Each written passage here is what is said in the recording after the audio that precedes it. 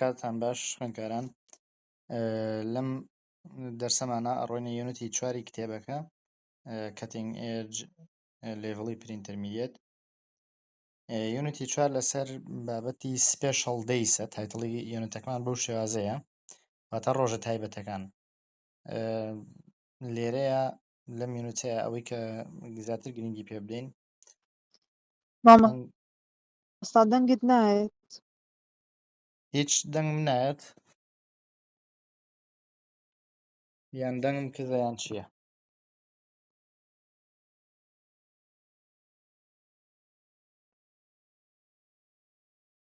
ئەلۆ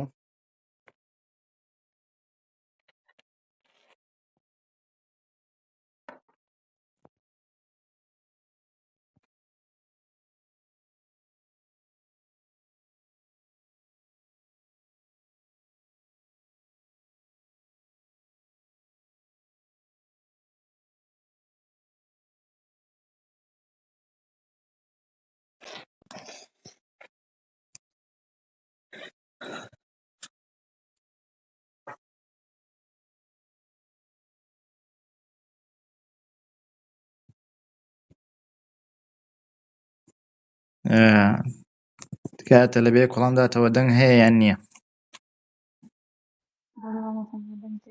دەنگ هەیە مامۆستا ئێستا باشە دەنگەکەت تاو دەستان خۆش دەست خۆش لەم یونیتەیە ڕووینە سەر لەم دەرسەیە ببوورن ڕووینە سەر یونیتی 4 کە بابەتەکەمان سپێشەڵ دەیسە تایتڵی بابەتەکە سپێشەڵ دەیس واتە ڕۆژە تایبەتەکان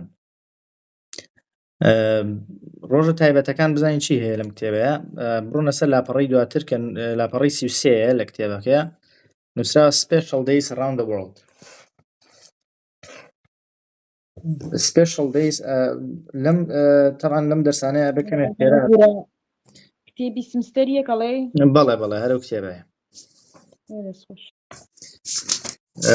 ئەبێ ئەم دەرسانە کەمێک خێرا بکەینەوە لەبەرەوەی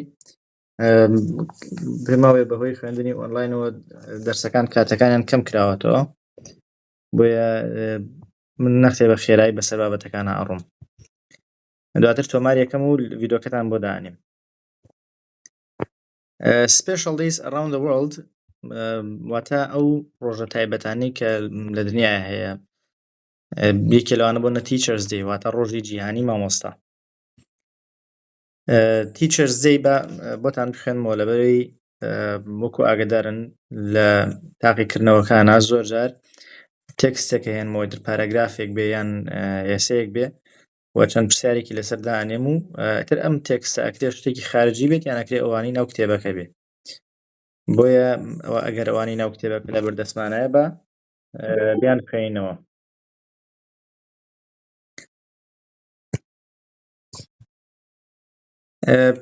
Teachers Day چییە بزانین ئەڵە people in many countries celebrate World Teachers Day on 5th October But in Argentina, it's on 11 September, the anniversary of the death of former President Domingo Faustino Sarmiento in 1888. واتە لە زۆر وڵاتی دنیاە ڕۆژی جیهانی مامۆستا لە 5 ئۆکتۆبەرە 5 مانگیدا بەڵام لە ئەرجنتین 11 سپتەمبەرە کە ساڵیادی مردنی سەرۆکێکی پێشویانە بە ناوی دۆمینگۆ فاستینۆ سارمیێنتۆ ساڵی 1888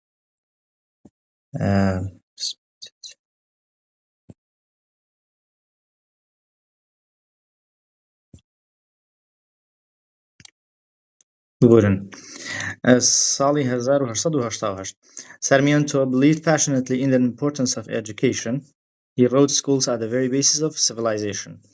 واتە ئەم کەسە زۆر باوەڕی بە گرنگی پەروەردە هەبووە و قسەیەکیشی وتووە کاتی خۆی شتێکی نووسیەوە کە ئەڵێ schools are the very basis of civilization واتە بنچینی سەرەکی شارستانیەت پەروەردەیە قوتابخانەکانن Children traditionally write poems for their teachers and give them an apple, make a cake or buy flowers.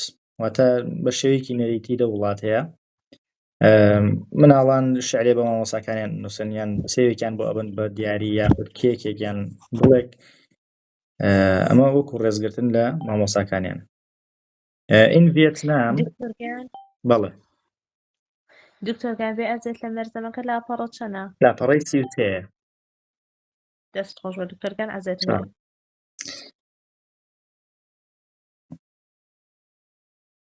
In Vietnam واتە لە ڤێتنام Educators Day is in November لە ڤێتنامە ڕۆژی جیهانی پەروەردەکاران یاخود مامۆستایان لە نۆڤەمبەرە واتە لە مانگی 11. Everyone has a day off school and many students visit their former teachers in their homes to give them presents or give news about themselves. واتە لەو ڕۆژەیە هەموو خوێندکارێک پشوویەتی و سەردانی مامۆستاکانیان ئەکەن و دیاریەکیان بۆ ئەبن یاخود دەڕۆن لە هەواڵیان ئەپرسن هەواڵی خۆشیان پێدەن. And at some schools in India, senior students become teachers and teachers become students for the day. واتە لە هەندێک قوتابخانەکانی هیندستان تەلەبەی دوا قۆناغەکان ئەبن بە مامۆستا بۆ ئەو ڕۆژە و مامۆستاکان ئەبن بە تەلەبە هەمووەکو ڕێزگرتنێک لە ڕۆژی جیهانی مامۆستا. بڕۆینە سەر بابەتی دووەم World Book Day واتە ڕۆژی جیهانی کتێب. ئەمەش ڕۆژێکە کە لە زۆر وڵاتی دنیا یادی دەکرێتەوە. ئەبی خوێنەوە زین چیاڵە. In many countries, Book Day is on 23rd April every year. واتە لە زۆر وڵات ڕۆژی جیهانی کتێب 23 ئەپریل واتە مانگی 4 لە زۆر وڵات بەو شێوازەیە. It originated in Catalonia in 1923. واتە ئەم یادە لە کاتی خۆی لە کەتەلۆنیا سەری هەڵدا لە ساڵی 1923. When booksellers decided to honor the Spanish author Miguel de Cervantes, who died on that day in 1616. ئەمیش کاتێک سەری هەڵدا کە کتێب فرۆشەکانی کەتەلۆنیا بڕیاریاندا کە یادی نووسەرێکی گەورەی ئیسپانیا بکەنەوە کە ئەوش سێروانتە میگەل دە سێروانتس کە لە ساڵی 1616 لە 23/4 مردووە. In 1995, World Book Day became an international event celebrating books and reading. واتە لە ساڵی 95 تر ڕۆژی کتێب بوو بە بۆنەیەکی نێودەوڵەتی و لە هەموو دنیا یادی کتێب و خوێندنەوە ئەکرایەوە. People exchange presents, usually a book and a rose. واتە لەو ڕۆژەیە تەلەبە بڵێن خەڵک دیاریە گۆڕنەوە ئیتر کتێبێک و گوڵێکە یان شتێکی لەو بابەتەیە. There are also events such as writing competitions. And in Madrid there is a public reading of Cervantes' greatest work, Don Quixote, which lasts 48 hours. واتە پێشبڕکێی نووسینیش هەیە بۆنەی تریش هەیە وەکو پێشبڕکەی نووسینە خوێندنەوەی کە لە مەدرید خوێندنەوەیەکی گشتی بۆ ئەوەی دۆن کیشۆتی سێڤانس ئەکرێت کە ماوەی 48 ساعتی پێ ئەچێت. In the UK and Ireland, all school children receive a £1 book token. واتە لە بەریتانیا و لە ئینگلاند لە ئێرلند هەموو مناڵان لە قوتابخانەکانە دیاریەکی £1 بۆ کڕینی کتێب وەرئەگرن.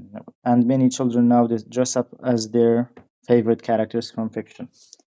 و مناڵانیش زۆر جار و خۆیان جلی کارکتەرە دڵخوازەکانی خۆیان لە فیکشنەکانە لە ڕۆمانەکانە لە بەرەکنیان لە چیرۆکەکانە.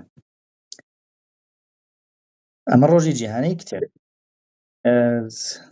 بابەتی کۆتاییمان Respect for the Age Day واتە ڕۆژی بەساڵاچوان. Grandparents' Day is popular in many countries, but in Japan, a country where nearly 30% of the population are over 60, people treat older people with special respect. واتە لە زۆر وڵاتە ڕۆژی بەساڵاچوان بەناوبانگە یان ناوی هەیە یادێکرێتەوە بەڵام لە یابان کە نزیکەی 130 دانیشتوانەکەی تەمەنیان سەروی 6 ساڵە بەساڵاچوان ڕێزێکی تایبەتیان لێگیرێ. The third Monday of September is Respect for the Aged Day. واتە سێهەمین دووشەمەی مانگی 9 مانگی سپتەمبەر ڕۆژی بە ساڵا چوانە which became a national holiday in 1966. بێعەزێت بەڵێ ڤیان وتی قبوڵم کاگەر ئەوە ئیمێل خۆماتوم قبوڵیکەی یەک دقیقە ئێستا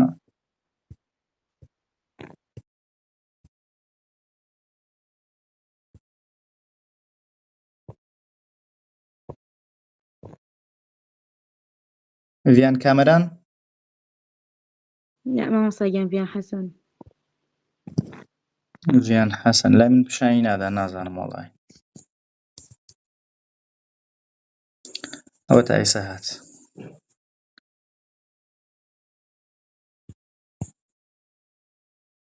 ئەوە قبوڵ کرا با بگەڕێنەوە سەر بابەتەکەی خۆمان وەکو وتمان ساڵی 66ەوە ڕۆژی جیهانی بە ساڵا چوان بۆ بە بۆنەیەکی نەتەوەیی لە یابان. Everyone has a day off school or work and people organize celebration for the older people of the village or community where they live. واتە هەموو کەسێک لەو ڕۆژەیە پشوویەتی ئیتر لەسەر هەر کار و دەوامێکیان قوتابخانەیەک بێت و لەو ڕۆژەیە یادکردنەوە بۆ کەسە بە ساڵاچۆکانیان ڕێکەخرێت و بۆنیان بۆ ڕێکەخرێت ئەوە سەردانەکرێن لە لادێ یاخود لە ئەو شار و شارۆچکەیانی کە لێ ئەژین. Young people dress up in traditional clothes. واتە گەنجەکانیان جلی نەریتی خۆیان لەبەر ئەکەن. They sing and dance and they either prepare a special meal for the older people or eat out as a family. واتە گۆرانی ئەڵێن و سەما ئەکەن و ژەمێکی تایبەت بۆ کەسە بە ساڵاچۆکانیان ئامادە ئەکەن یاخود هەمویان بەیەکەوە ڕۆنە دەرەوە لە دەرەوە نانەخۆن.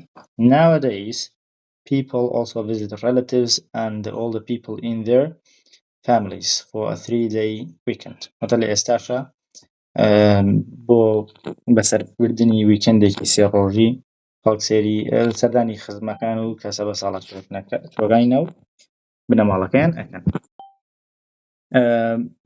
سەری ئەکسەرسایزی سێیەم بکەن کە لەسەر ئەم تێکستەیە نووسراوەکی read the text and complete the table. خاڵی یەکەم خۆی هەلی کردو نووسێتی they write a poem for their teachers. Who واتە کێ ئەوە کات کێ شعر بۆ مامۆساکانیان نووسێ نووسراوە children. Where واتە لەکوێ لە ئارجنتینا. ئەو شەش خاڵی تریش بە هەمان شێوە ئەوە ئەوەکو ئەرکێکە خۆتان جێبەجێ یەکەن. بۆ نەخاڵی دوومەڵێ they become teachers for one day. کێ ئەبێتە مامۆستا بۆ یەک ڕۆژ یان خاڵی سێم people prepare a special meal for them. خەڵک ژەمێکی تایبەتیان بۆ ئامادە ئەکات کێ و لەکوێ. They dress up as a character from a book. واتە جلی کاراکتەری کتێبێک لەبەر ئەکەن کێ لەکوێ. They have a day off school or work. They visit their old teachers. They started book in 1923. Book day. ئەمە تکایە بیخوێننەوە و ئەو خۆتان بە پیاچنەوە بۆ ڕیدینگە بە و سێ پاراگرافا بکەن و وەڵامی ئەو پرسیارانی لەسەر بدەنەوە. وەکوتم پێویستە هەندێ بە خێرایی بەسەر بابەتەکان نابڕین بۆیە لەسەر هەندێک شت ناوەسین. ئەڕۆینە پاسەجی دووەم کە لە لاپەڕەی 34 کتێبەکەیە do something funny for money. مامۆستاگیان بەڵێ مامۆستاگیان ساڵەکان گرینگن سیرکەن من نامەوێ وەکو تەحزیر لەبەریکەن و وەکو شتێ بیخوێن کە لە بیرتان بێت چونکە ئەگەر بیهێنمەوە من کتێبەکە پاسەجەکەی ناو کتێبەکە ئەگەر بێنمەوە هەروەکو خۆی خەمە بەردەستان واتە بزانێرەکان لە بەردەستانەیە بەڵام هەندێک پرسیار بێتەوە تۆ ئەبێت لە ناو پاسەجەکە بگەڕیبۆ پرسیار بۆ وەڵامی پرسیارەکە دەستخۆش مامۆستاگیان واتە نامەوێت لە بەریکەن بەڵام هەر بیخوێنەوە بۆی لی تێ بگەن و هەر کاتێکە لە ئیمتیحان هاتەوە پاسەجەکە دێتەوە لەگەڵیا واتە خۆ هەر پرسیار نایەنمەوە بەبێ پاسەژ بەبێ هیچ. مامۆستاگیان ببوورە دووبارە ئەسمای شێژێ ناتوانم داخل بم لەبەرەوەی کێشەی تیاکەوتە خیابی مەدە. ئەو بە ئیمێڵی زانکۆ داخل نابن بۆیە نەمامۆستا ئیمێڵی زانکۆی هەر کێشەی تایە بۆیە ناتوانێت داخل بێت هەر. وەڵێ کێشە نییە. ناوی چی بۆەوە؟ ئەسما ڕەحیم. بەڵێ لە گروپی ئەسما ڕەحیم گروپی ئێتا ئەسما ڕەحیم ساڵح تا عیبینێ کێشە نابێت. خۆش بە مامۆستاگیان. با بگەڕێنەوە سەر بابەتەکەمان. من ئەم پاسجانە ئەخوێنمەوە بۆتان بۆی لی تێبگەن بۆ بزانن چۆن پاسیجێک ئەخوێننەوە، چونکە دواتر لە تاقیکردنەوەشە هەر بێتەوە ئەگەر ئەمەش نەبێت شتێکی تریش بێ پێویستە ئەوە بیخوێننەوە لی تێبگەن ئەوسا بڕۆنە سەر پرسیارەکان. Do something funny for money واتە شتێکی پێکەنیناوی بکەیت بۆ پارە. بزانین ئەمەیان چییە؟ سیرکەن لە سوچەکان وسراوە ڕێد نەوزدەی واتە ڕۆژی لووتسوورەکان. لووتسوورەکان ئەوانن کە لە وێنەکە هەیە، هەندێک پۆلیسن کە شتێکی سووریان بەلووتەوە کردووە. ئەمە بۆنەیەکە کە لە بەریتانیا زیاتر بەناوبانگە ڕوو ئەدات. بەدەستکەینە خوێندنەوە. نووسراوە چی؟ Comic Relief is an organization which raises money for charities in the UK and Africa. واتە Comic Relief ڕێکخراوێکە کە پارە بۆ مەبەستی خێرخوازی لە بەریتانیا و ئەفریقا کۆ ئەکاتەوە. It started in 1985 and began by raising money for people living in extreme poverty in Ethiopia at that time. واتە لە ساڵی 85 دەستی پێکرد ئەم بۆنەیە کە دەستیان کرد بە کۆکردنەوەی پارە بۆ خەڵکە هەژارەکەی وڵاتی ئیثۆپیا لە ئەفریقا کە لەو کاتەیە لە هەژاریەکی زۆر خراپە بوو. After a few years, as it got bigger, it started raising money for many more poor communities. واتە کاتێکە ئیتر ئەم ڕێکخراوە گەورە بوو، دەستی کردە پارە کۆکردنەوە بۆ خەڵکی شوێنانی تر و کۆمەڵگاکانی تر. Since it started, لە کاتی دەستپێکردنیەوە ئەم ڕێکخراوە Comic Relief has raised over £800 million to help people in over 70 countries around the world. واتە لە دەستپێکردنیەوە Comic Relief تا ئێستا زیاتر لە 800 ملیۆن پاوەندی بەریتانی کۆ کردوتەوە بۆ یارمەتیدانی خەڵکی زیاتر لە 7 وڵات لە دنیاە. So how does Comic Relief raise so much money? باشە Comic Relief ئەم پارە زۆرە چۆن کۆ ئەکاتەوە؟ The charity works to raise money every day of the year. واتە کارە خێرخوازیەکەی ئەم ڕێکخراوە هەموو ڕۆژێکی ساڵەکە بەردەوامە. But their most important day is Red Nose Day. واتە لە هەموو ڕۆژێکی ساڵە پارە کۆکەنەوە، بەڵام گرنگترین ڕۆژیان ڕۆژی لووتسوورەکان. بزانین ڕۆژی لووتسوورەکان چییە؟ It was first started in 1988. واتە ڕۆژی لووتسوورەکان ساڵی 1988 دەستی پێکرد 1988. And since then, Red Nose Day has become a unique day in the British calendar. واتە لەو کاتەوە ئیتر Red Nose Day ڕۆژی لووتسوورەکان بووە بە ڕۆژێکی تایبەت لە British calendar لە کالندەری بەریتانیا، لە ڕۆژمێری بەریتانیایە. It happens every 2 years. واتە ئەم ڕۆژە 2 ساڵ جارێک ڕۆدا and it's a day when ordinary people and celebrities get together to make money. واتە ئەو ڕۆژەیە کە هەموو خەڵکی ئاسایی و خەڵکی ناودار و بەناوبانگیش کۆبنەوە بۆ پارە کۆکردنەوە. As the name suggests, everyone wears a plastic red nose as they raise money in schools, at work, at home, anywhere. واتە هەر وەک بەناوەکەیە دیارە هەموو کەسێک پلاستیکێکی سوور ئەکەن بە لووتیانەوە و دەسەکەن بە پارە کۆکردنەوە لە قوتابخانەکانە، لەسەر کار یان لە ماڵەوە یان لە هەر شوێنێکە لێبن لەو ڕۆژەیە. On television واتە لەسەر تەلەڤیزیۆنیش for several hours during the evening, celebrities and comedians entertain people at the same time as asking them to donate money. واتە خەڵکی بەناوبانگ و کۆمیدیەکان دێنە سەر تەلەڤیزیۆن و کاتێکی خۆش بە خەڵکە بەخشن و لە هەمان کاتە داوای کۆکردنەوەی پارەیان لێ ئەکەن، بەخشینی پارەیان لێکن بۆی پارە بدەن بۆ ڕێکخراوەکە. ڕێکخراوی چییە؟ Comic Relief. ئەمە ڕێکخراوەکەیە.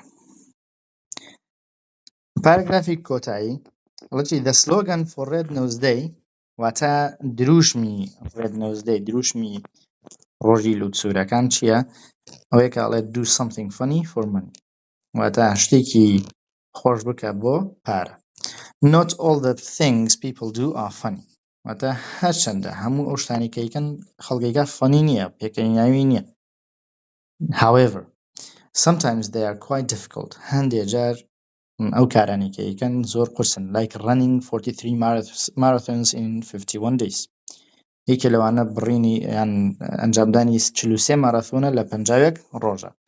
But whatever they do, the British people certainly seem to like raising money in this funny way. واتە هەر شتێ بکەن وا دیارە کە British people خەڵکی بەریتانیا بێگومان حەزیان لە کۆکردنەوەی پارەیە بم شێوازە. Red Nose Day in 2011 raised over 108 million pounds. واتە لە ساڵی 2011 Red Nose Day 108 ملیۆن پاوەندیان کۆکردەوە بۆ یارمەتیدانی خەڵکی هەژار. لە دوای خوێندنەوەی تێکستەکە ئەمانە کۆمەڵی پرسیارنێ ئەکسەرسایزی دووە نووسراوە read the text again and answer the questions واتە تێکستەکە بخوێنەرەوە وەڵامی ئەم پرسیارانە بدەنەوە. بە هەر پرسیارەکان بخوێنمەوە بەڵام تکایە وەڵامی پرسیارەکان ئەبێ خۆتان بگەڕێن بۆی لەناو پاراگرافەکەیە بیدۆزنەوە. ئەکرێ ئەم پاراگرافە لە تاقیکردنەوەیە بێتەوە بۆیە زۆر گرنگە کە خۆتان وەڵامەکان دەستنیشان بکەن. یەکەمیان Who does the money from comic relief help now؟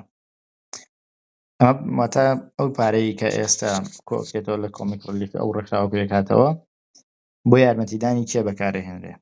Who did comic relief help when it first started؟ یەکەمین جاکە دەستی پێکرد comic relief بۆ یارمەتیدانی کێ دەستی پێکرد. How much money has comic relief raised so far؟ comic relief تا ئێستا چەندێ پارەی کۆکردوێتەوە. When was the first Red Nose Day؟ یەکەمین ڕۆژی لووتسوورەکان کەی بوو؟ How often does Red Nose Day happen؟ و چەندی جارێک Red Nose Day ڕوو ئەدات یان ئەو ڕۆژە دووبارە ئەبێتەوە. Why is it called Red Nose Day؟ بۆچی پێوترێ Red Nose Day ڕۆژی لووتسوورەکان؟ What is the slogan for Red Nose Day؟ واتە دروشمی Red Nose Day چییە؟ How much money did they raise in 2011؟ وە ساڵی 2011ش چەندێ پارەیان کۆکردەوە. ئەم پرسیارانە وەڵامەکانی هەمووی لەناو ئەم پاراگرافایە ئەم تێکستایە تکایە بۆ وەڵامەکان بگەڕێن و وەڵامەکانیان بۆ بدۆزنەوە. بڕۆنە لاپەڕەی دواتر کە لاپەڕەی 35ە. لەم لاپەڕەیە زیاتر فۆکەسە خەینە سەر present simple and present continuous واتە ڕانەبردووی سادە و ڕانەبردووی بەردەوام. ئەمانە دوو تێنسن پێم وابێ لە سەرەتای ساڵی شۆ خوێندوومانن بەڵام بە شێوازێک لە شێوازەکان پیاچونەوەیەکی پێ ئەکرێت لەم یونتەشە. سەیری ئەو بۆکسە شینە بکەن لەسەرەوە. خاڵی یەکەم نووسراوە We use the present simple for things which are generally or always true. واتە ئێمە present simple بۆ شتێ بەکارهێنین بۆ شتانە بەکارهێنین کە هەمیشە یاخود بە شێوەیەکی گشتی ڕاستن. ئەمە ڕانەبردووی سادە. خاڵی دووهەم ئەڵێ We use the present continuous for things happening at the present moment. بەڵام continuous بۆچی بەکارهێنرێت؟ بۆ شتانەی کە لە دەمی ئێستامانە ڕوو ئەدەن. خاڵی سێهەم ئەڵێ Look at the verbs in bold below, tick the correct sentences. سێری ئەم ڕستانە بکەن و وەڵامە ڕاستەکان دیاری بکەن. یەکەمیان ئەڵێ I am not knowing the answer to this question. دووەمیان Do you have a bicycle؟ سێهەمیان Are you understanding what he said؟ و چوارەمیان I don't want any more. Thank you. تکایە بزانن هەندێک فرمانمان هەیە کە ING وەرناگرن. یەکێ لەوانە وشەی فرمانی نەوە کە مانای زانین ئەدات یان understand واتە تێگەشتن ئەمانە ING وەرناگرن بۆیە ڕستەی یەکەم و سێهەم هەڵەن کە ئەڵێ I am not knowing ئەبێ بڵێ I don't know the answer to this question و سێهەمیش ئەبێ بڵێ Do you understand what he said؟ واتە وەڵامەکە بەو شێوازە بۆ ڕستە ڕاستەکە بەو شێوازەیە ئەم یەکەم و سێم هەڵەیە بەو شێوازە ڕاستەکرێتەوە کە خوێنمەوە. وە خاڵی چوارم ئەڵێ Which of these phrases go with the present simple? Which go with the present continuous؟ سەیری ئەم فریزانە بکەن At the moment, every day, never, right now, today, usually. ئەمانە کۆمەڵێ دەستەواژەن کە لەگەڵ present simple و present continuous بەکارهێنرێن بەڵام بایەسە جیان کەینەوە بزانین کامیان لەگەڵ simple بەکارهێنرێ و کامیان لەگەڵ continuous بەکارهێنرێ.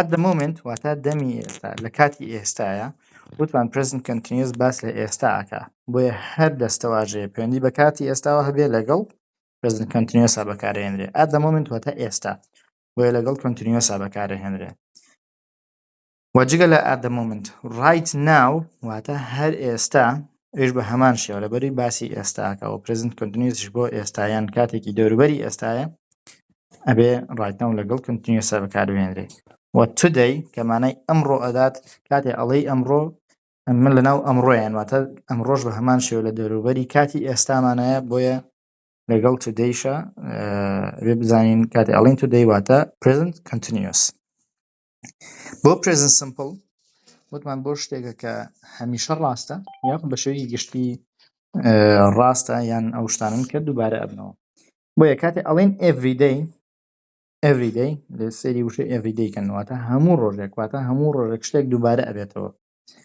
بۆیە ئەمە present simple never واتە هەرگیز ئەمە present simple بۆ نەرێ واتە هەرگیز ینی ئەمە ڕاستیە یان ستیتەسێکە کە زانیاریەکە کە حەقیقەتێکیان ڕاستیەک لەسەر شتێک ئەدرکێنێ بۆیە never واتە لەگەڵ present simple بەکارهێنرێت یاخود usually واتە بە زۆری ئەمە شتێکە کە لەگەڵ دەساژەیە کە لەگەڵ present simple بەکارهێنی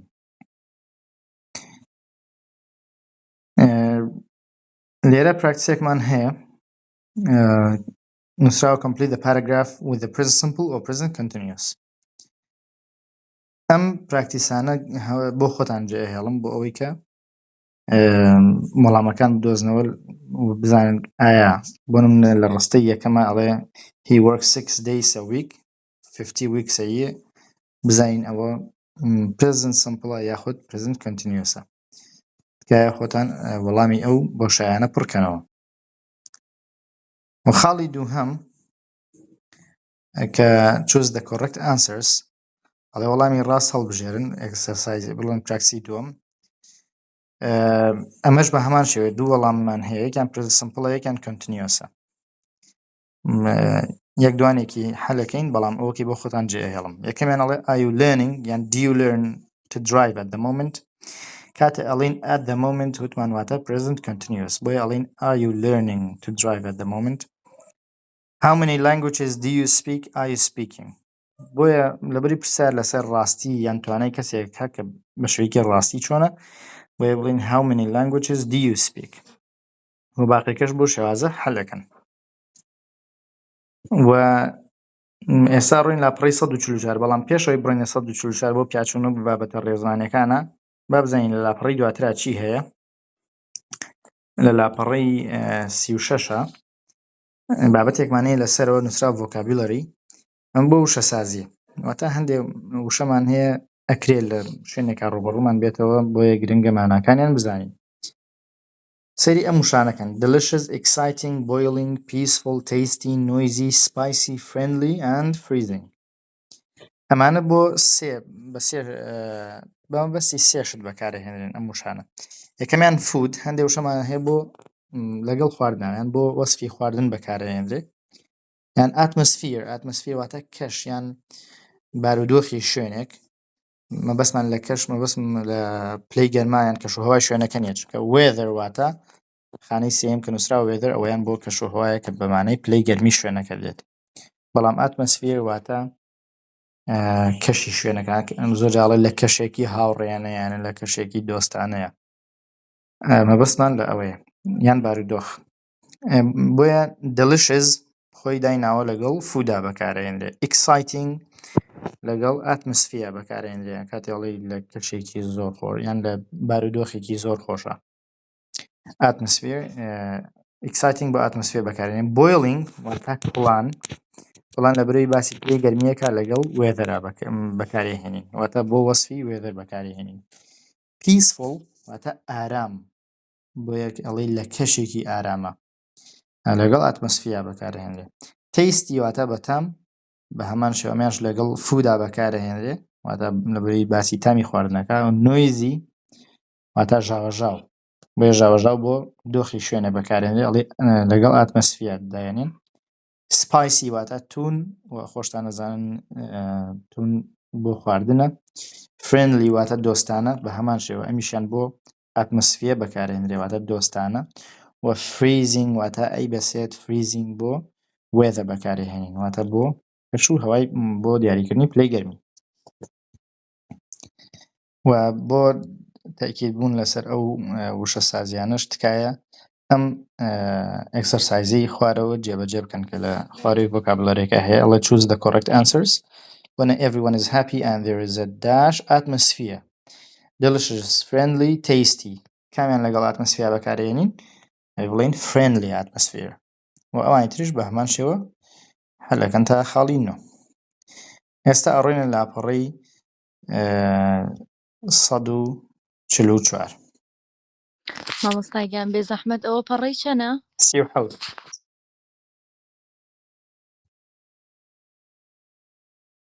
ئەوەی ڤۆکابولەرەکە لاپەڕەی 36 ئەوە ئێستا ڕۆژمە لاپەڕەی 37 بە پێشەوەی بڕۆنە 144 لاپەڕەی 37 نووسراوە چی present continuous for future arrangements ئاگاداری ئەوە بن کە ئێمە continuous هەندێک جار continuous بۆ پلانی داهاتوو بەکارهێنین زۆر جار ئێمە پلان دانین لە داهاتووە کارێک ئەنجام بدەین لە جیاتەوەی will یان going to بەکاربێنین ئەتوانین بە present continuousیش قسە بکەین بۆ ئەوی پیشایم بدەین کە لە داهاتووە پلانمان داناوە ئەم کارانە ئەنجام ئێستا بڕۆن لاپەڕەی 144 تکایە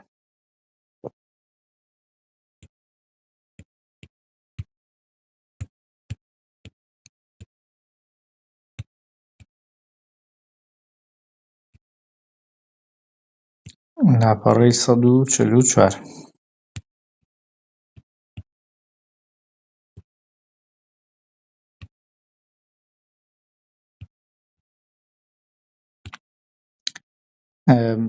لاپەڕەی 144 پیاچونۆیەکە بە ئەم بابەتانەی کە ئێستا سەیرمان کرد لە study 1 واتە بەشی یەکەمی ستەدیەکەمان present continuousە کە باسی continuous ئەکەین continuous نایەوێ من پێیا بچمەوە بەڵام هەر تەنها ئەوە ناڵێم ئەزانن خۆ continuous ئەوەیە کە ئەڵێ I am working بۆنمونە I ئامی لەگەڵا بەکارهێنین و ڤێربەکە ING ڕاتە سەر یان you we they ئەمە ئار وەرەگرێ بکرانە he و she وتیش is وەرەگرن و ئەڵێن he is working یان she is working و لە کاتی نەرێشە ئایام بڵێن ئامەکە یان ئاڕەکە یاخود ئیزەکە نۆت وەرەگرێت و بۆ شێوازە ئەکرێنە نەرێ لەبەرەوەی ئەوانە فەرمانی یاریدەرن و نۆتیشە ڕاتە سەر فەرمانی یاریدەر و لە کاتی پرسیاریشە لەبەرەوەی فەرمانی یاریدەرمان هەیە لە کاتی هەبوونی ئام ئەخەینە پێش ئایەوە و لە کاتی ئاڕە کاتی ئار فەرمانی یاریدەرە ئاڕەکە خەینە پێش بکارەکانەوە کە you we یان they یاخود دەکرێت ناوی کۆبێ دوو ناو بێ یان سێ ناو بێ و لەگەڵ هی و شی و ئیتیشا بە هەمان شێوە ئێزەکە ئەخەینە پێشەوە ئەکرێت لە جیاتی هی و شی و ئت ناوی کەسێک بێ ئیتر چی کچ بێ چی کوڕ بێ یان خود شتێکی بێگیان بێ سەیری ئەو تێبینیانەی خواری خشتەکە بکەن نووسراوە we use the present continuous for something happening at this moment or something happening in the present period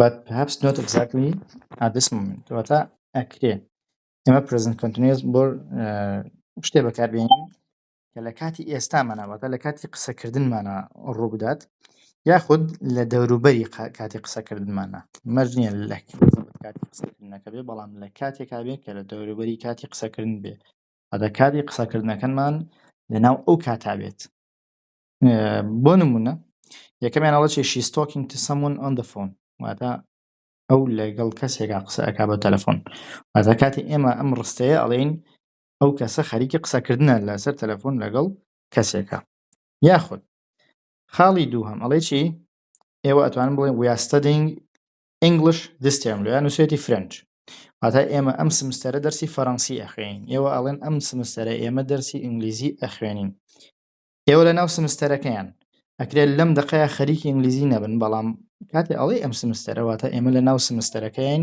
بۆیە بەو شێوازە قسە ئەکەین ئەڵێن ئێمە لەم سمستەرە خەریکی خوێندنی وانەی ئینگلیزی یاخود وانەی فەڕەنسی For ing forms with most verbs we add ing بۆ شێوازەکانی ING لەگەڵ زۆرینەی فرمانەکانە ئێمە هەر تەنها ING-یەکیان بۆ زیاد دەکەین بۆنە starting going buying یان هەر فرمانێکی تر بەڵام هەندێک خاڵمان هەیە هەندێک وشەمان هەیە کە جیاوازن بۆ نمونە ئەو فرمانانەی کە بە ئی کۆتاییان پێدێ ئێمە یەکە لە ئەبین ING خینە سەری یاخود ئەو فرمانانەی کە بە نەبزوێنێک کۆتاییان پێدێ و پێش نەبزوێنەکە بزوێنێکە وەکو stop یان بگن لە خاڵەکەی ئەوەی خاڵی دواترە خاڵی لە خشتەکە لە خاڵی چوارەمە جای کردوێتەوە بەڵام هەر هەمان بابەتە بگن یاخود تراڤڵ لە خاڵی کۆتاییە لەم حاڵەتانە ئێمە نەبزوێنی کۆتاییەکەی نەدوان بۆنە ستۆپەکەینە ستۆپینگ بە دەبڵ پی یاخود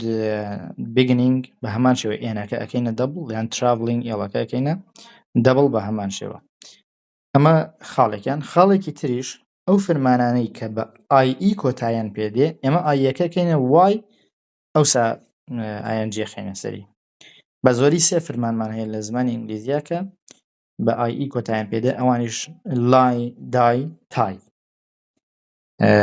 ئەم سیانش ئایەکەیانەکەین بە وای و ئەوسا INGیان بۆ زیادەکەین ئەم بۆ زیادکردنی ING بۆ سەر فرمان سەری ئەو ڕوونکردنەوەی بکەین با تێبینی لە خواری خشتەکەەوە هەیە نووسراوە present continuous or present simple لە چیا continuous بەکارهێنین و لە چیا simple بەکارهێنین خاڵی یەکەمەڵێ we use the present simple for actions which are generally or usually true واتە ئێمە present simple بۆ ئەو کارانە بەکارهێنین کە بە شێوەیەکی گشتی یان بە زۆری ڕاستن ئیتر ڕاستیەکە چی لەسەر کەسێک بێت چی لەسەر دۆخێک بێت چی لەسەر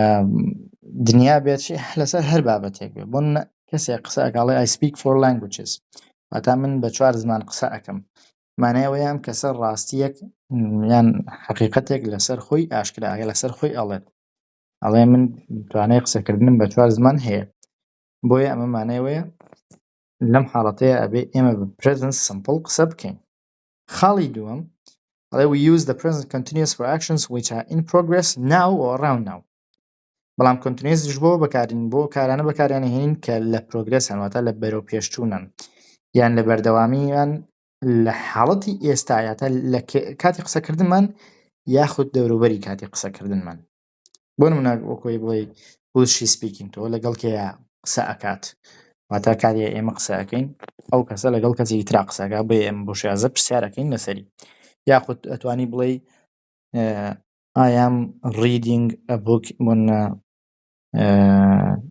this month یان واتە من لەم مانگەیە خەریکی خوێندنەوەی کتێبێکم تۆ لە ناو مانگەکەیە بۆیە کاتێ ئەڵێ من لەم مانگەیە خەریکی خوێندنەوەی کتێبێکم مەرجێ لە کاتی قسەکردنا خەریکویت بەڵام واتە دەست پێ کردو کۆتاییت پێ نەهێناوە و لەم مانگا پلانت هەیە کۆتایی پێبێنی حاڵی سێیەمی تێبینیەکە ئەڵێ چی we use the present simple with phrases like always ئەم present simple ئەم بە زۆری ئەم وشانەیان لەگەڵا بەکارهێنین ئەم دەستەواژانە always never every day usually normally ئەمانە بە زۆری لەگەڵ present simple بەکارهێنرێن یان ئەمە لە کۆتاییەوە دێت بیناسینەوە یان چۆن دێت ئەکرێ لە ناوەڕاستی بڵێن لە دوای بکەرەوە بێن یا واتە لە ناو تقریبا لە ناوەڕاستی ڕستە یاخود لە سەرەتای ڕستەوە بێن یاخود لە کۆتایی ڕستەوە بێن بەڵام کاتێک کە always بینی واتە ئەمە present simple یان never یاخود every day یان usually یان normally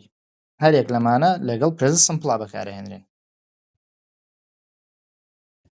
و بڕۆنە سەرەوە نووسراوە ئەمە بۆ present simple بەڵام present continuousیش بە هەمان شێوە هەندێک دەستەواژەی هەیە کە لەگەڵیا بەکاریان نەهێنین نووسراوە we use the present continuous with phrases like now ئێمە کاتێ بڵین ئێستا واتە continuousە باسی کاتی قسەکردنمانەکەین کە کارێک بەردەوامە ڕوو حاڵەتێک بەردەوامە ئەڵێن now at the moment واتە لە کاتی ئێستا today واتە ئەمڕۆ right now واتە هەر ئێستا و ئەکرێ هەندێک مشتی تریشێ بۆنە this year واتە ئەم ساڵ this semester یان ئەم سمسترە this month this week هەر کاتێ پەیوەندی بە کاتی ئێستامانەوە هەبێ واتە ئێمە هەر کاتێ بڵین کە خۆمان لەناو ئەو کاتا بین ئەوە لەگەڵ continuous بەکارهێنین و خاڵی کۆتایی تێبینیەکان we do not usually use some verbs in the continuous form هەندێک فرمان هەند تکا بزانن کە لە کۆنتینیۆسا بەکار ناهێنرێن.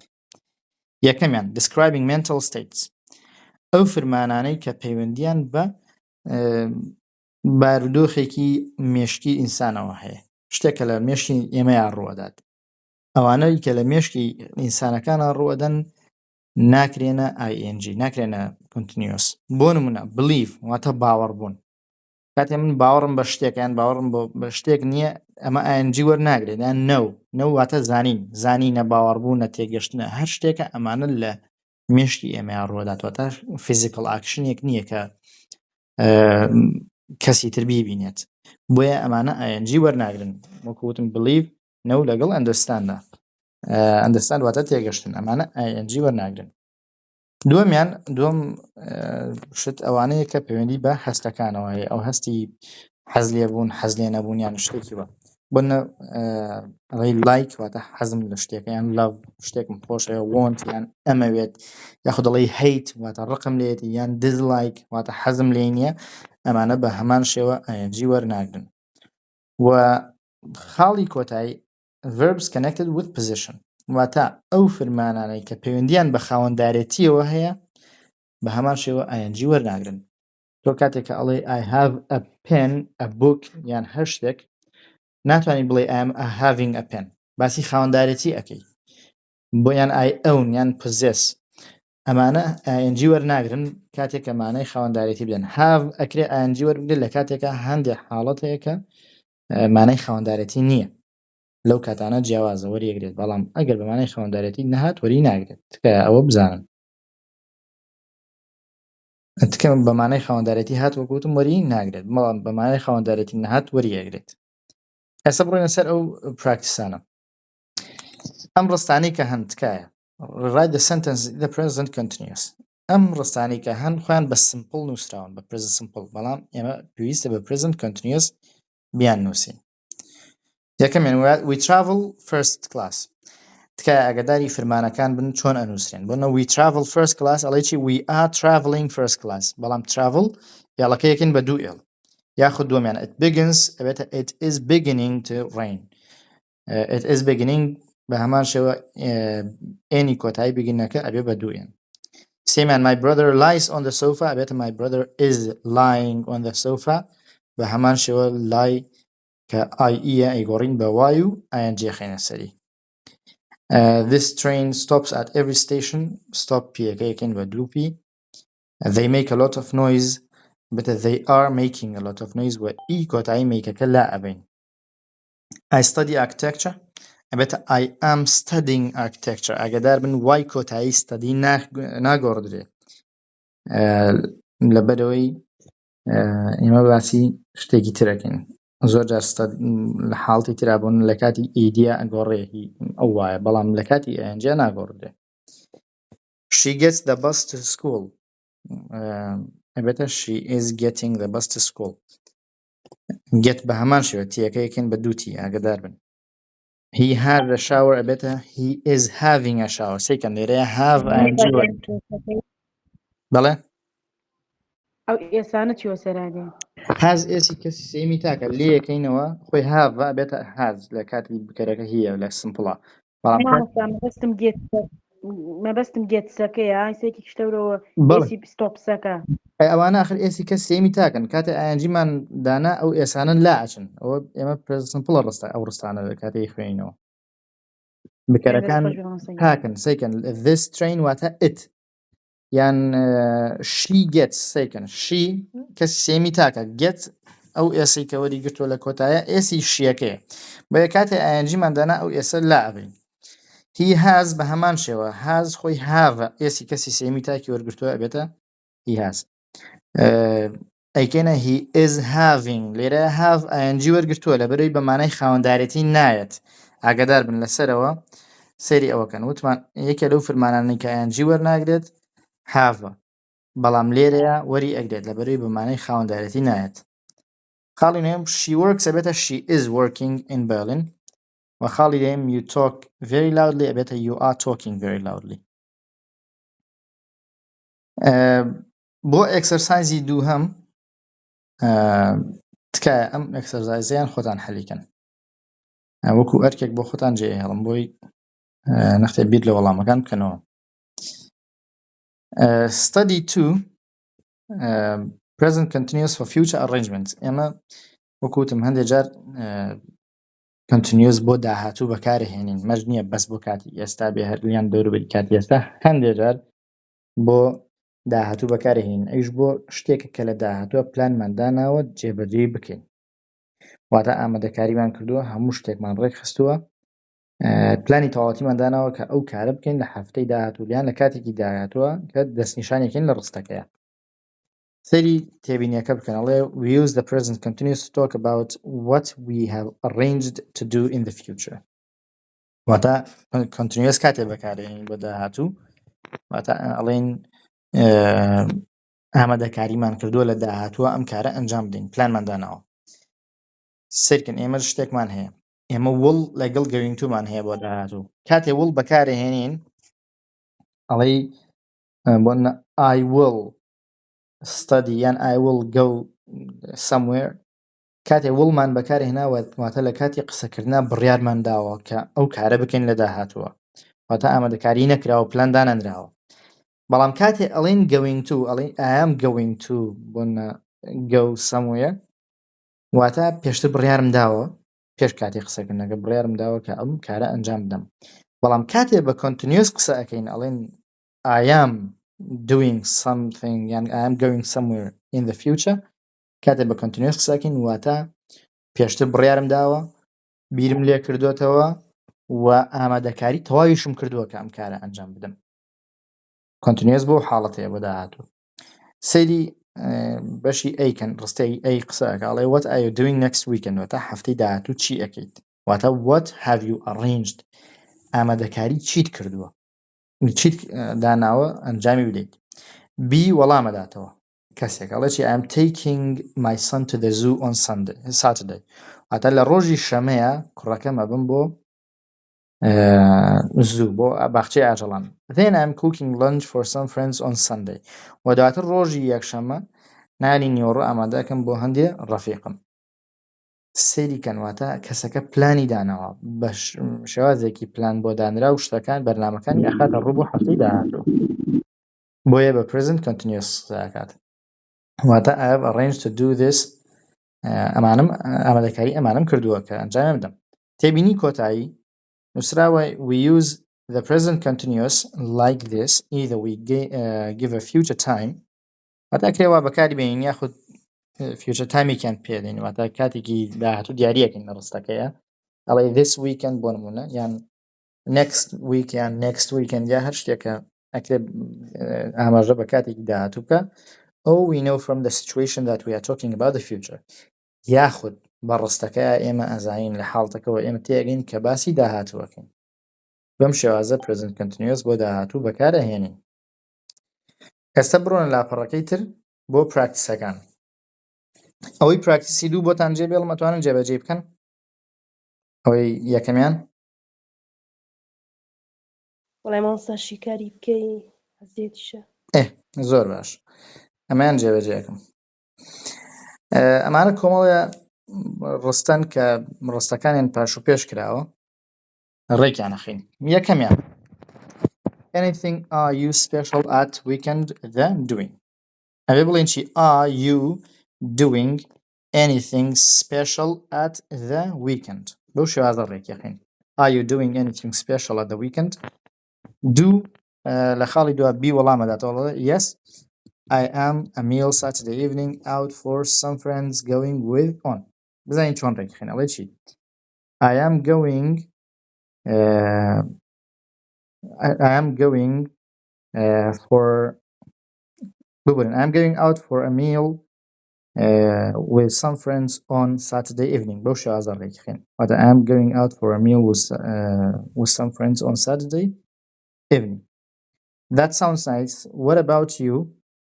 بی وەڵام پرسیارەکە، what about you are what doing you، بڵین what are you doing، what are you doing. سیرکەن ئەمانە future بڵین بە present continuous پرسیاری کردووە، بەڵام پرسیار لەسەر داهاتووە کات. ئەی وەڵامەداتەوە لە ڕستەی چوارەمە، ئەوەیە doing we aren't Saturday morning anything on. أبي ركخين بلينشي we are not doing anything on Saturday morning. We are not doing anything on Saturday morning. How about Saturday afternoon? لخالي بينجمع أي والله مداته I am Sarah swimming going with. أبي بليت I am going swimming with Sarah. Shasham are doing you what on Sunday? Evelyn, what are you doing on Sunday? Simon's going to afternoon. We are barbecue in the. Evelyn, we are going to Simon's barbecue in the afternoon. Me too. See you there. بمشي أزرك يا أخي. خالي دوهم. Exercise دوهم. سری exercise دوهم كانت كا. نووسراوەکی complete the sentence with the correct form of the verb in brackets. ئەم وشانەی کە ئەم فرمانانەی کە لە خودای بۆشایەکانەوە هەن بە شێوازی گونجاو ئەیان خەینە ناو بۆشایەکانەوە. خاڵی یەکەم وڵاتی we have a party for my daughter's birthday next Saturday. کەسێکاڵێ شەمەی داهاتوو یادی ئاهەنگێک گێڕین بۆ یادی لەدایکبوونی کچەکە. کەسێک کە باس لە شتێکەکە لە هەفتەی داهاتووە ڕووی ئەدات و دیارە پلانیشی بۆ داناوە ئەوێ بڵێ چی we are having a party بەو شێوازە ڕێک دەخەین. دووەمیان دکتۆر بێ ئەزەت وەڵامەکە چی بوو؟ we are having دکتۆر بۆ هافەکە یەکە لا دەبین اینجا ئاینجی بۆ زیاد دەکەینان یەکە ئێڵینەوە یەکە لا ئەبین وتمان ئەو فرمانە نەی بە ئی کۆتاییان پێدێ ئی لا ئەبین ئەو سایەنجێ خێنە سەریان. تاو دەست خۆش بە دکتۆر. چا خاڵی دووهەم you meet Rita for lunch tomorrow. ئەمیش بە هەمان شێوە لەبەرەی بۆ داهاتووە ئەبێ بڵێن where are you meeting Rita for lunch tomorrow? Are you meeting? خاڵی سێهەمیان how often you go for a walk. How often لەبەرەی پرسیار لە شتێکە کە ڕۆژانە دووبارە ئەبێتەوە یان بە کاتێکی بە شێوازێکی regularly دووبارە ئەبێتەوە ئەبێ بڵێن how often do you go. ئەمەیان بە present simple پرسیارەکەین. How often do you go for a long walk? خاڵی چوارەم Alan look for a new job at the moment. لەبەرەی at the moment لەگەڵایە بڵێن Alan is looking for a new job. بەو شێوازە ئەوەشتان ئەنووسین. خاڵی پێنجەم Maria not come to the party tonight. لەبەرەی شتێکە بۆ ئەو کاتە دانراوە یان بۆ کاتێکە کە دیارە لە کۆنتێکستەکەەوە تێگەین کە باسی داهاتووە ئەو بە شتێکە کە پلانی بۆ دانراوە بڵێن Maria is not coming to the party tonight. وەکو وتمانەوە future arrangementە واتە ئامادەکاریان پلاندانان بۆ داهاتوو. شەشەم what your brother want to do after university. بڵێن what does your brother want to do after university. لەبەرەی want فرمانێکە کە ئایەنجی وەرناگرێت بۆیە ناچار بە present simple بەکارهێنین. what does your brother want. خاڵی حوتەمەڵە کەسێکە ئەڵێ I come from Ukraine from Kyiv. لەبەرەی باسی ڕاستیەکە شتێکە کەسێکە خەڵکی ئەو شوێنەیە بڵێ I come وەکو خۆی دایانینەوە. بێرگیان بێ زەحمەت وانتەکە ناگۆڕین؟ نەخێر want ئەوێ بڵێ what does your brother want. لەبەرەی want ING وەرناگرێت. تا دەست خۆش بێ. خاڵی هەشتەمەڵێ oh no it rain.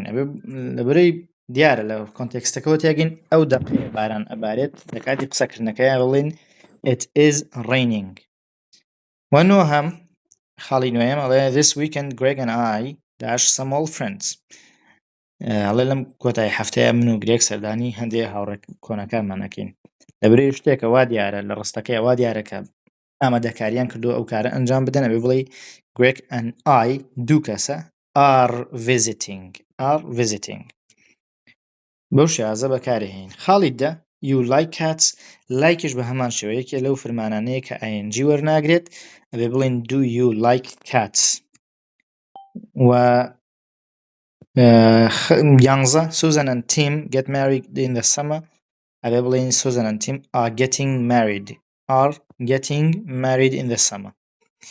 12 James hate going to the dentist. هەیتیش بە هەمان شێوەیەکی لەو فەرمانانەیە کە ING وەرناگرێت بڵێ بڵین James hates ئێسی کەسی سێمی تاکە خەینە سەری لەورەی James تاکە. و ئەوەی کە گرنگە remember these words واتە ئەم موشانەی کە هەن لەم بەشی ڤۆکابولەریەیە تکایە هەموویان بە موشەمانەوە بزانن ماناکانیان بزانن لەبەری لە کاتی تاقیکردنەوەیە ئەگەر تێکستێ شتێک هاتەوە کە ئەم یان ڕستەیە هاتەوە کە ئەم موشانەی تیا بوو ماناکانیتان نەزانی زۆر جار لەوەیە تووشی گرفت بن بۆیە ماناکانیان بزانن زۆر گرنگە. و پراکسی ئەو ڤۆکابولەریانە لە ئەکسەرسایزی یەکەمە پراکسی یەکەمی ڤۆکابولەریەکانە هەیە بۆنە buy واتە کڕین prepare dress eat exchange have invite make send visit ئەم ئەکسەرسایزە بۆ خۆتان جێ ئەهێڵم ئەم پراکتسە و ئەوەی دووهەمیش تەرکەکەی ناخوێنین واتە یەکەمیان داخلە بۆتان بەڵام ئەبێ خۆتان هەلیکەن. تێگەشتون کەس پرسیاری هەیە؟